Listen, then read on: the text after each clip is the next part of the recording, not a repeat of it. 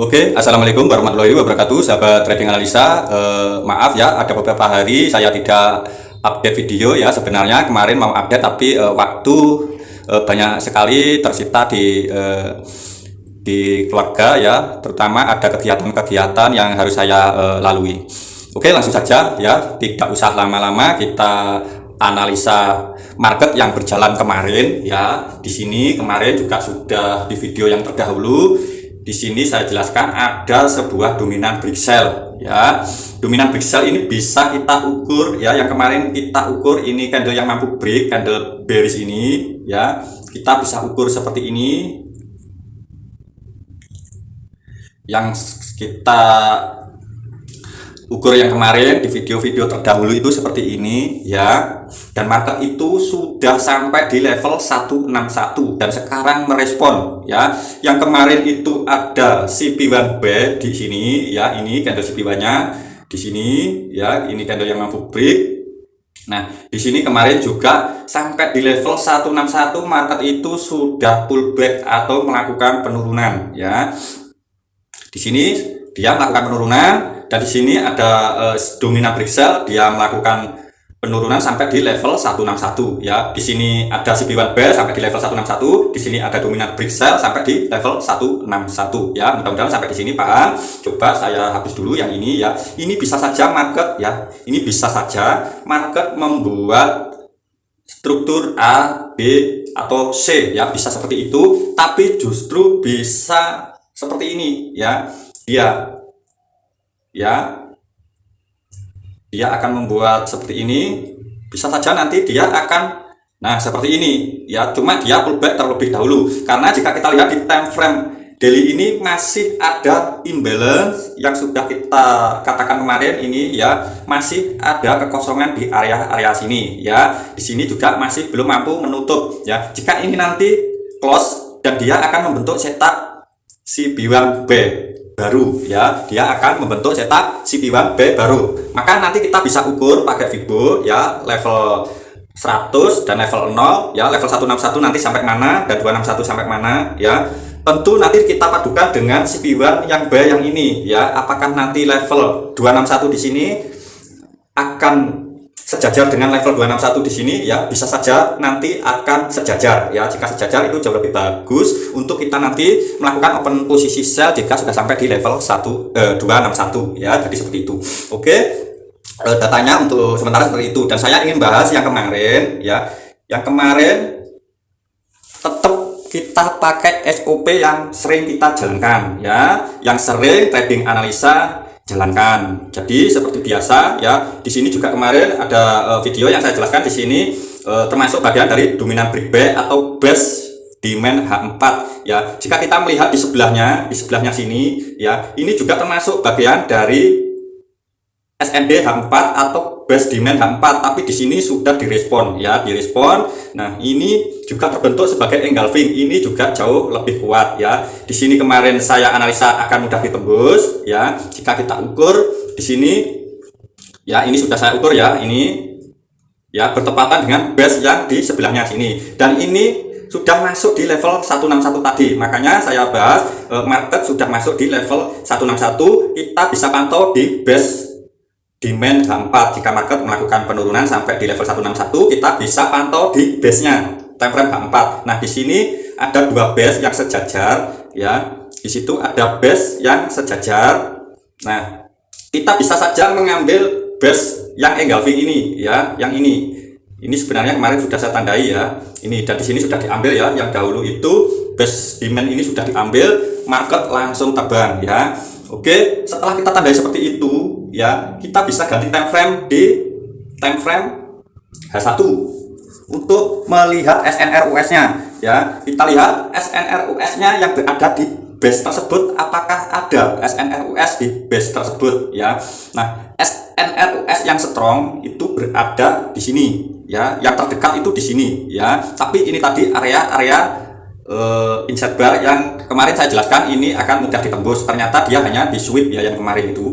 Nah, ini juga termasuk bagian dari SNRUS meskipun tidak strong ya. Di video-video terdahulu juga saya katakan di sini ada sebuah resisten, di sini membentuk rally ya, base rally. Ini adalah area-area SNRUS, maka ini sangat kuat untuk memantulkan harga, dan di sini sudah direspon oleh market. Nah, kita bisa saja marking seperti ini ya, kita bisa marking seperti ini di bodinya ya, body dari H1 ini ya, ini terbilang body demand ya. Kita bisa perkecil di time frame M30 seperti biasa ya. Setelah kita melakukan penemuan SNRUS, kita bisa perkecil lagi ya. Kemarin itu sebenarnya ada beberapa yang saya tandai ya. Di sini juga saya tandai yang ekstrim ya, tapi masih ditembus ya. Tapi ada pantulan juga sedikit, jika scalping di situ juga bisa ya. Coba nanti akan saya tandai dengan garis horizontal. Nah, di sini kita bisa tandai demand terbawah ya. Sayangnya di sini tidak fresh ya. Di sini sayangnya kemarin itu tidak fresh. Jadi saya tidak ada entry di pucuk itu ya untuk open posisi B ya, karena tidak ada yang fresh. Nah, kemarin yang saya tandai itu juga di area sini ya, tapi ini bukan engulfing, justru saya tandai di press close candlenya ya. Setidaknya area seperti ini akan ada pantulan ya, setidaknya area-area di situ akan ada pantulan ya. Oke, kita bisa geser ya, kita geser area-area tadi. Apakah ini akan ada respon? Karena ini sudah masuk di level 161 time frame daily ya, sudah masuk level 161 di time frame daily, dan di sini market langsung merespon ya. Dan yang saya tandai tadi di sini juga ada respon ya, yang saya tandai di atasnya tadi horizontal tadi itu juga di sini ada respon, tapi dia langsung sweep lagi ya untuk mengambil liquidity ini.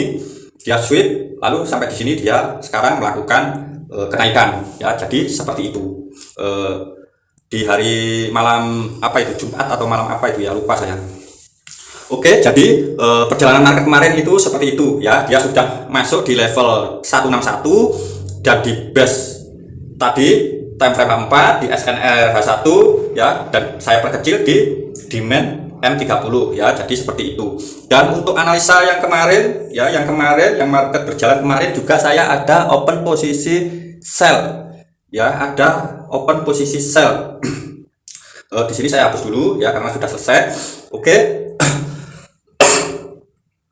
Kemarin di sini saya juga ada sell ya. Pertama saya marking zone ini ya, zone ini ya. Di sini saya marking dari base H4-nya ya. Kita marking base H4-nya ya. Ingat, pertama kali kita lakukan, kita marking base SND di time frame H4 seperti ini ya. Oke, saya marking semua ya biar jelas di sini. Maka saya marking semua untuk base-nya ya. Sebenarnya ini adalah base-nya itu sebenarnya di sini ya kemarin, tapi sudah saya kecilkan ini ya, dan jadinya yang ini ya, dan saya kecilkan jadinya yang ini. Jadi yang itu saya hapus saja. Nah, inilah zone SND H4 untuk sell ya.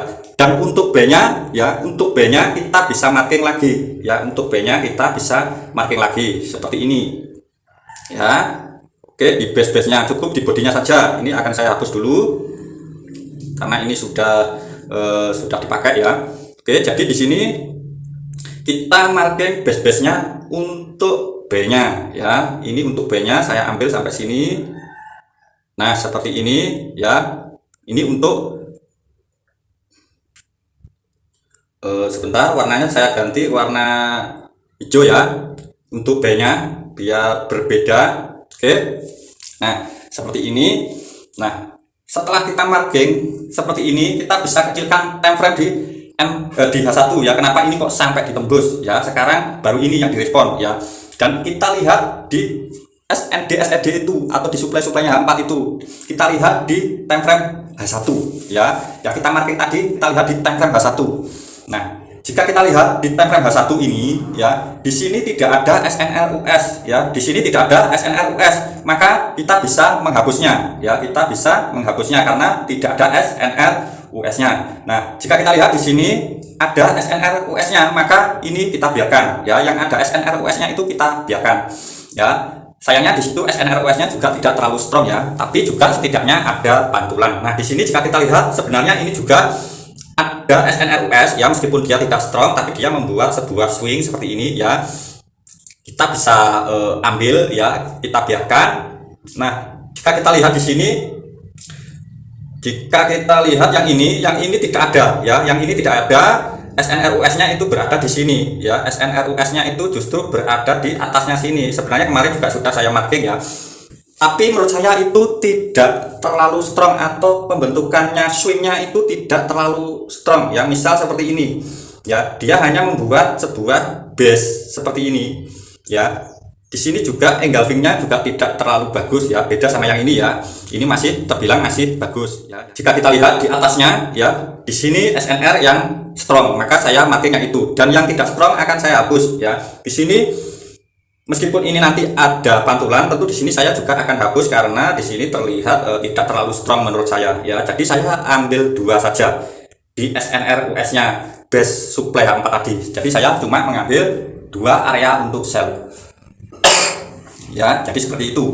Oke, jika kita lihat sekarang di time frame H1 untuk melihat SNRUS-nya yang B ya. Di sini terlihat sangat strong ya. Di sini terlihat sangat strong, maka kita bisa kasih garis horizontal ya, seperti ini di base di close candle terbawah ya. Sebentar ya. Harap bersabar. Nah, di sini ini nanti menurut saya akan ada reaksi. Yang jelas di sini nanti setidaknya market akan ada reaksi di area-area sini ya. Oke. Jika kita lihat di sini juga, ini juga termasuk SNRUS tapi tidak strong ya. Tapi SNR ini tidak strong. Apakah kita akan mengambil B di area situ ya? Apakah kita akan mengambil B di area situ? Menurut saya bisa, karena ini trennya sedang naik ya. Jadi kita bisa mengambil yang tidak strong jika kita mengikuti tren time frame besarnya ya. Kita bisa mengikuti tren besarnya dan mengambil SNR yang tidak strong, tapi kita tidak boleh mengambil SNR yang berlawanan yang tidak strong ya. Mudah-mudahan sampai di sini sahabat-sahabat trading analisa bisa paham maksud saya ya. Jadi seperti itu ya. Di sini coba saya kasih tanda seperti ini ya. Oke, kita bisa ganti time frame di M30 ya. Semalam saya juga ada open posisi di area-area sini ya, yang kita tandai. Ini kita marking, saya ada open posisi di 1929 ya. Ini saya terbilang semalam itu agresif ya. Di sini kenapa saya agresif? Karena di sini ada imbalance, maka saya berani agresif ya. Jadi saya akan ambil agresif jika ada kekosongan seperti ini ya. Tapi jika tidak ada kekosongan, saya akan menunggu adanya konfirmasi di time frame kecil ya, di time frame M15 ataupun di time frame M5 atau M1 ya. Jadi seperti itu. Jadi saya semalam ada entry di area sini ya. Di grup juga sudah saya jelaskan ya, sudah saya perlihatkan saya ada entry di area situ ya. Dan untuk B-nya kita bisa kasih garis horizontal ya, seperti ini ya. Kita bisa ambil 3 entry ya. Ini juga ada imbalance-nya, maka kita bisa entry limit tanpa konfirmasi. Tapi ingat, jika entry limit tanpa konfirmasi, setidaknya jika ada profit 20 pips ya atau 30 pips, kita wajib mengambilnya ya. Kita wajib mengambilnya ya. Setelah itu sisanya bisa kita pasang SL plus atau sabuk pengaman ya. Jadi seperti itu biasanya yang saya lakukan, seperti itu ya. Jadi area-area untuk B tentu ada di sini ya, 1917 sama 1918 ya. Jika kita lihat yang bawah di sini masih tetap sama ya. Di sini masih tetap sama. Kita bisa tambah lagi layer ya, setidaknya 3 layer di sini ya, cukup 3 layer, ini sudah maksimal. Nah, jadi yang ekstrim ini ya, yang ekstrim ini di 1904, 1903 dan 1902 itu yang ekstrim ya. Jika nanti market mampu menembus ini ya. Tapi jika sekarang ya, kita lihat di sini juga masih ada penghalang, market itu melakukan penurunan ya, masih ada penghalangnya ya. Dan untuk B di area sini juga kita perlu analisa ulang kembali. Jika saya lihat di sini area-area ini ya, di sini ada imbalance ya, ini bisa saja menjadi inducement ya jika kita mengacu pada SMC. Dan ini adalah area order blocknya, dia bisa mengambil order block terdekat ataupun yang ekstrim di bawah ini tadi ya. Tapi menurut saya lebih aman kita mengambil yang ekstrim karena SL kita cukup kecil ya, tapi rewardnya nanti bisa agak besar ya. Jadi seperti itu. Oke, mudah-mudahan sampai di sini sahabat-sahabat trading analisa bisa paham dari analisa saya. Jadi untuk sementara kita bisa open posisi sell di area sini ya, untuk B tentu di area sini ya untuk B-nya. Ya, bisa saja market nanti dia akan membentuk ya A, B, lalu C, baru dia melanjutkan kenaikan ya, bisa saja seperti itu ya, atau bisa saja seperti ini ya, misal ini ya, bentar. Jadi ada dua versi, bisa saja membuat A, B, lalu C, baru dia akan melakukan kenaikan ya. Tapi juga bisa saja dia langsung di sini mantul, lalu nah seperti ini, ABC-nya lebih besar, bisa saja seperti itu ya. Kita tunggu saja. Yang jelas di sini ada area imbalance, setidaknya ini area SNR, area base supply, base demand H4 ini akan ada pantulan ya. Menurut saya di area situ sudah ada pantulan. Oke, mudah-mudahan bisa membantu dan bermanfaat. Tetap ya sesuaikan dengan SOP yang sudah kita jalankan ya, tidak perlu merubahnya karena kita sudah tahu probabilitasnya ya.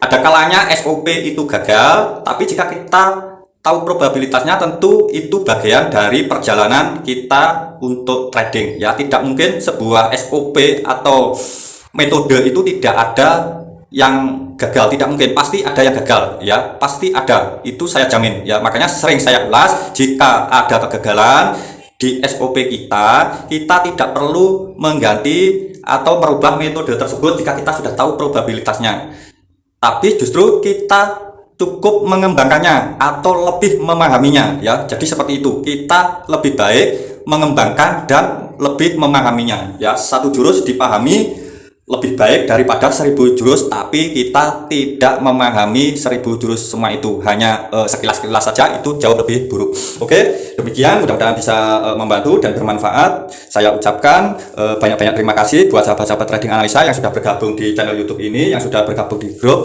Telegram admin trading analisa ya. Selalu saya doakan supaya sahabat-sahabat trading analisa sehat selalu, banyak rezekinya. Wassalamualaikum warahmatullahi wabarakatuh. Salam profit konsisten.